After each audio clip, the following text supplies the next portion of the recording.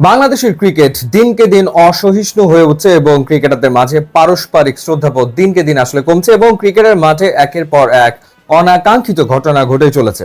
2023 one day world কাপের কথা নিশ্চয়ই আপনাদের খেয়াল আছে। নিউজিল্যান্ডের বিপক্ষে ম্যাচ চলাকালীন সময় নাসুম আহমেদকে চর মেরে বসেছিলেন তৎকালীন বাংলাদেশ দলের কোচ হাতুরু সিং এবং পরবর্তী সময়ে এই ঘটনার জেরে তিনি কিন্তু চাকরি হারিয়েছিলেন। এবং সবশেষ ওয়েস্ট ইন্ডিজের বিপক্ষে টি-20 সিরিজের দুটো ম্যাচে আমরা দেখেছি তাসকিনকে প্রচন্ড রকম আক্রমণাত্মক আচরণ করতে তার টিমমেটদের এগেনস্টে, যখন আসলে নাসুম আহমেদ তিনি ক্যাচটা ফেললেন এবং তৃতীয় টি-20তে যখন শরীফুল ক্যাচ ফেললেন, বারবার নাসুমের সাথে কেন এমনটা হয় সেটাও একটা প্রশ্ন। মুশফিকুর রহিমও একবার তেড়ে গিয়েছিলেন নাসুমের দিকে। যাই হোক, এবার মূল কথায় আসা যাক। জাহানারা আলম, নারী ক্রিকেটার যিনি এই মুহূর্তে জাতীয় দলের বাইরে রয়েছেন, তিনি বিস্তর অভিযোগ করেছেন বর্তমান যিনি অধিনায়ক নিগার সুলতানা জ্যোতি তার বিরুদ্ধে, এবং একই সাথে মেয়েদের ক্রিকেটের সিন্ডিকেট যে রয়েছে সেটি তিনি তুলে ধরেছেন। এবং একসময় বাংলাদেশ নারী ক্রিকেট দলের নির্বাচক যিনি ছিলেন মঞ্জুরুল ইসলাম, তার বিরুদ্ধে অভিযোগ এনেছেন। তহিদুর রহমান যিনি ইনচার্জ ছিলেন প্রয়াত, তার বিরুদ্ধে অভিযোগ এনেছেন। এবং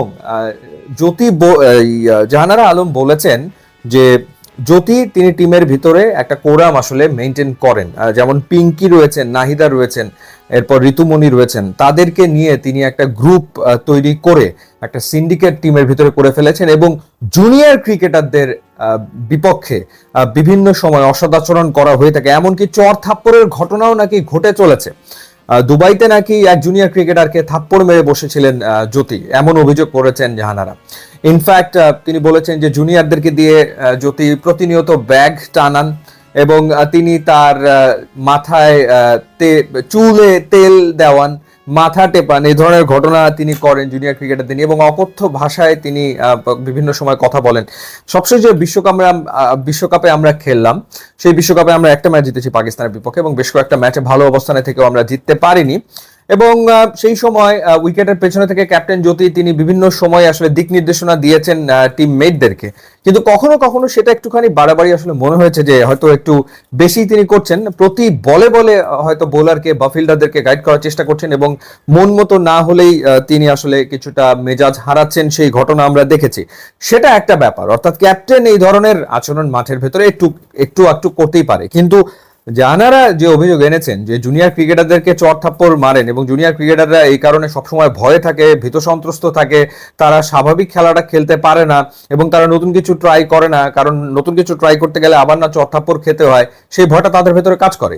এরপর যেরকম হচ্ছে সবশেষ যখন দল ঘোষণা করা হয় তখন একজন ক্রিকেটারকে বাদ দেওয়া হয়েছিল সুমনা নামের, এবং সুমনাকে বাদ দেওয়ার পেছনেও নাকি জ্যোতি, সেই অভিযোগ করেছেন ফারজানা এবং জাহানারা, যে সুমনাকে বাদ দেওয়া হয়েছে এটাও একটা সিন্ডিকেট প্ল্যানের অংশ এবং সুমনা তুলনামূলক মিডিয়া ভালো ফেস করতে পারে এবং তার জন্য থ্রেট, অর্থাৎ কেউ যদি জ্যোতির জন্য থ্রেট হয়ে ওঠে তার জীবন দুর্বিষহ করে তোলেন, এরকমই অভিযোগ আসলে জাহানার। সিনিয়র ক্রিকেটারদেরকে সম্মান দেয় না, যেমন সালমা যখন খেলতেন সালমাকে সাল্লু নামে নাকি ডাকতেন, এরপর জাহানারাকে এ জাহান বলে তিনি ডাকতেন, অর্থাৎ কিছুটা টিটকিরি তিনি করতেন, এই রকমের বিস্তর অভিযোগ। তো তাকে কোনো রকমের সুযোগ সুবিধা প্রদান করা হয়নি, অর্থাৎ ভিডিও অ্যানালিস্ট তাকে হেল্প করেনি, এ ধরনের অভিযোগ তিনি করেছেন। ইন্টারভিউটা কালের কণ্ঠে তিনি দিয়েছেন এবং মাসুদ পারভেজ ভাই ইন্টারভিউটা নিয়েছেন, যেটা একটা মানে দারুণ ইন্টারভিউ, মানে ডিটেইল ইন্টারভিউ তিনি আসলে নিয়েছেন। তো এখন দেখার ব্যাপার যে মেয়েদের ক্রিকেটে দেখভালের দায়িত্বে আব্দুর রাজ্জাক এখন রয়েছেন, তিনি আসলে এই বিষয়গুলো খতিয়ে দেখেন কিনা, কারণ জাহানারাও নিশ্চিতভাবে একজন সিনিয়র ক্রিকেটার, তিনি যদি কোনো অভিযোগ আনেন সেই অভিযোগগুলো খুন দিয়ে দেখাটা আসলে বিসিবির দায়িত্ব। এখন দেখা যাক বিসিবি সেটা করে কিনা।